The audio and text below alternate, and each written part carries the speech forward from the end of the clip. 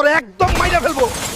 আমার গাড়ি চুরি করস, এত বড় কলিজা। গাড়িটা তো ভাঙ্গাই ফেললেন, আপনার লাথিতে কিন্তু খুব জোর। চুপ, একটাও কথা কইবি না। তোরে মাফ কইরা দেব যদি তুই ঘেঘাসুরের পাহাড় থেকে রাক্ষসী ফুলটা যদি নিয়ে আসতে পারো। ওইখানে যাওয়া আর আত্মহত্যা করা সেম।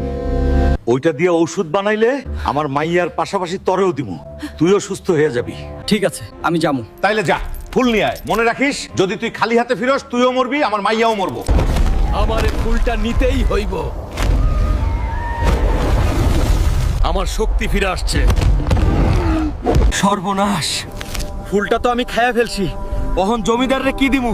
আরে জমিদার তো আর আসল ফুল চিনে না। জমিদার সাহেব, নিয়ে আসছি রাক্ষসী ফুল। এই জঙ্গলি ফুল দিয়ে আমার মাইয়ারে বাঁচামু কেমনে? আরে এইটাই তো আসল, শুধু গরম পানি দিয়ে খাওয়াইতে হইব। গরম পানি?